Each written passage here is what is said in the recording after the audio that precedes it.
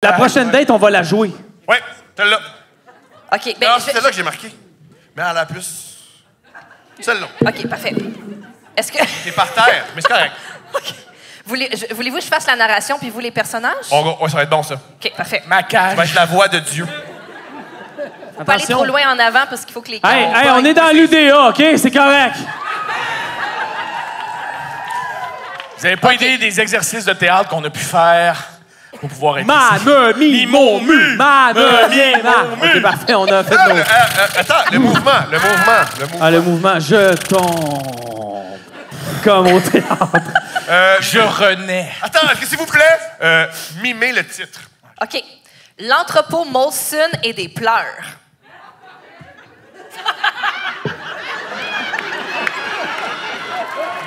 C'est réussi. OK. Cette date a eu lieu... ça, cette date-là, genre 9 pages. Oh mon Dieu, ça. vous êtes partis pour une astidronne, là.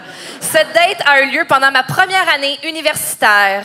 J'étais à l'époque en couple ouvert. Le personnage principal, ça va être toi, OK? Parfait. J'étais à l'époque en couple ouvert, maintenant polyamoureuse. Ah, c'est une dame. C'est une dame. Tout commença lors de... Va apprendre. Tout commença lors de la coupe des associations. Nous devions décorer notre local et y faire des jeux. Chaque association votait pour le local le plus nice.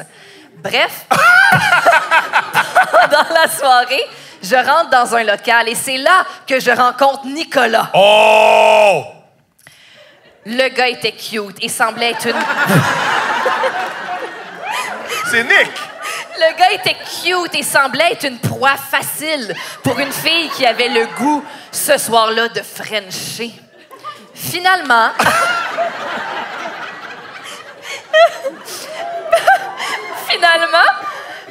parle, jase, ça ne se donne pas. Le gars était plus timide que je le croyais. Mais il prend le temps de nous inviter, mon ami et moi, à leur entrepôt Molson la semaine suivante. C'est quoi l'entrepôt Molson? L'entrepôt Molson. C'était Molson qui nous envoyait un autobus et qui nous amenait au bar de l'entrepôt Molson, où nous étions lâchés lousses pendant 2 heures avec de l'alcool à volonté. Il y avait 2 règlements. Les toilettes ne sont pas mixtes et vomir, c'est dehors. Mais il n'y a rien contre les gens... Bref, OK. Vive l'UQTR. Fait qu'on est à l'Université du Québec à Trois-Rivières. En tout cas...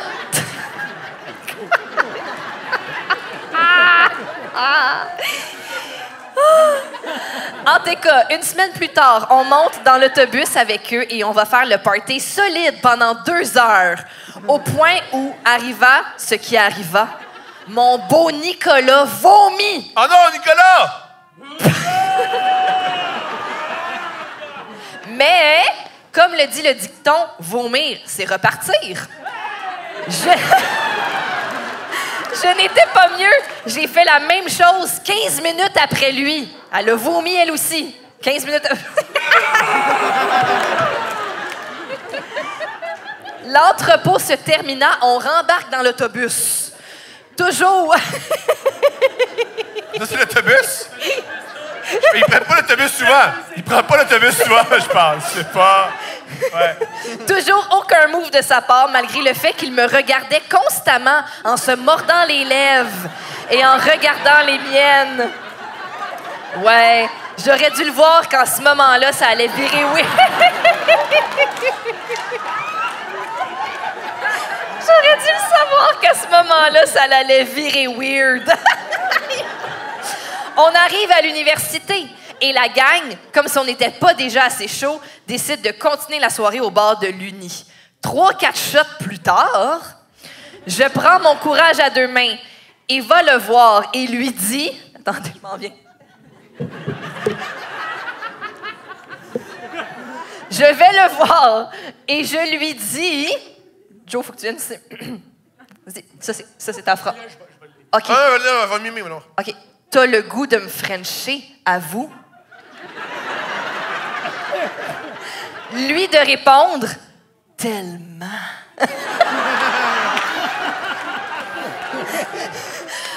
Grosse déclaration, mais enfin, je le French.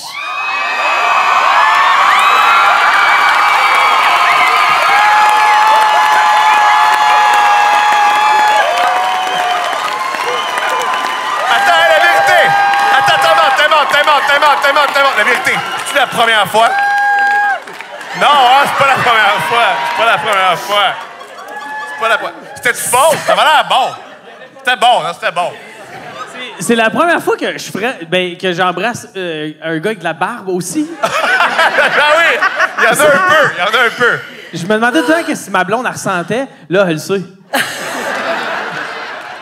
Ça goûte les années de groupies. La tuberculose, en tout cas. Ça ne prend pas une minute que ses mains se promènent sur moi Ah, génial! et que la tension monte. J'habite dans les résidences juste à côté, alors je l'invite à venir chez moi. Rendu dans la chambre, on commence à s'embrasser et à se déshabiller. Ah oui, faut se déshabiller!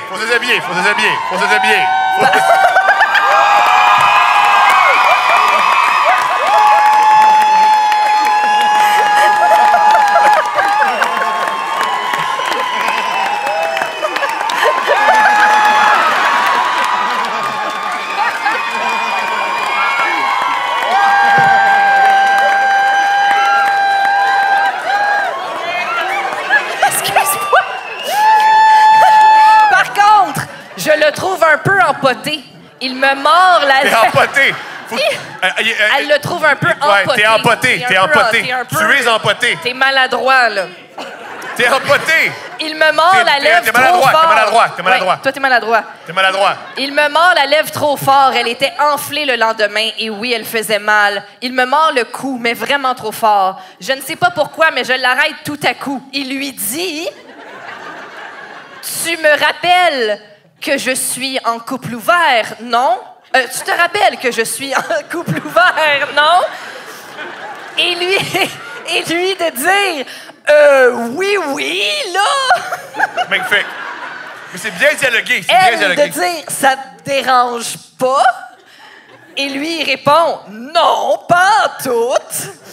On continue donc en s'installant sous les couvertures. Monsieur est rendu sur moi, sans même avoir pris 2 secondes pour me manger. Ou bien essayer de me...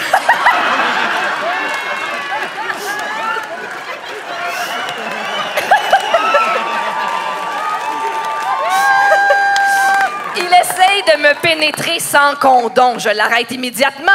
Il lui dit que c'est non. Que s'il voulait continuer, il devait en mettre un. Il l'a fait en rouspétant. Bien sûr,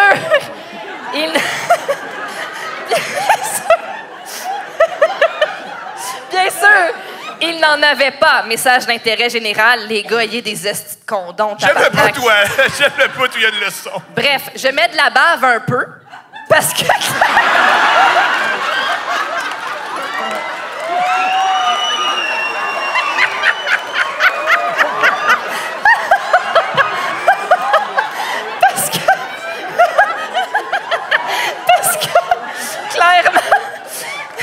Parce que clairement, de m'exciter, c'était pas son but. Mais le gars avait un méchant beau pénis. Et mettre un bois là, faut que tu sois le pénis. Genre...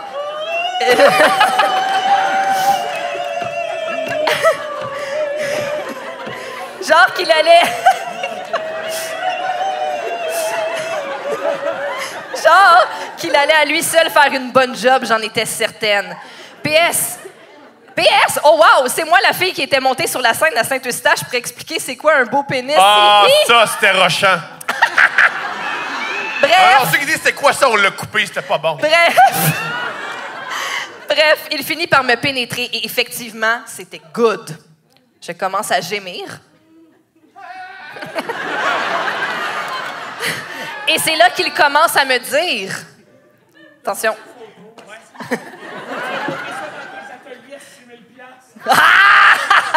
Il a dit, t'as-tu pris une photo, tu vas montrer ça dans des ateliers à 6 000 $. OK, bon.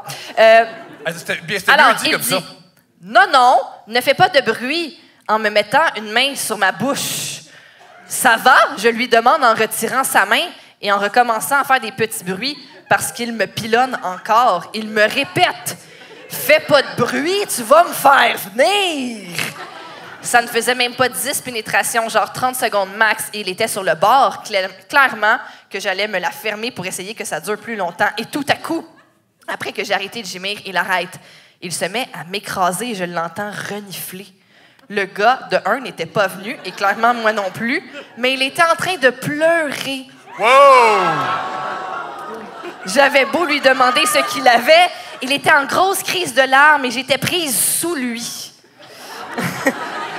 Il finit...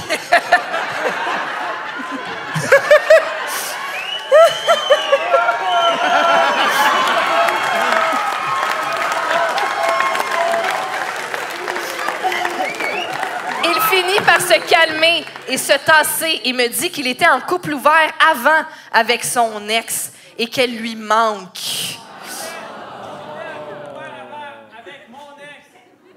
Et elle me manque. Qu'elle l'avait laissé parce que lui ne voulait plus être en couple ouvert et que c'était comme son karma qui s'abattait sur lui en me rencontrant parce qu'il n'avait pas été capable de partager son ex avec d'autres gars. Je peux vous dire que ça a viré awkward. Moi, tout nu à consoler un gars que je connais fuck all.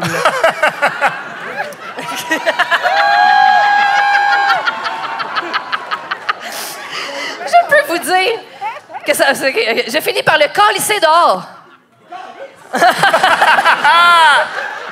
Et il est devenu le running gag préféré à mes amis quand on le croisait dans les parties de l'Uni.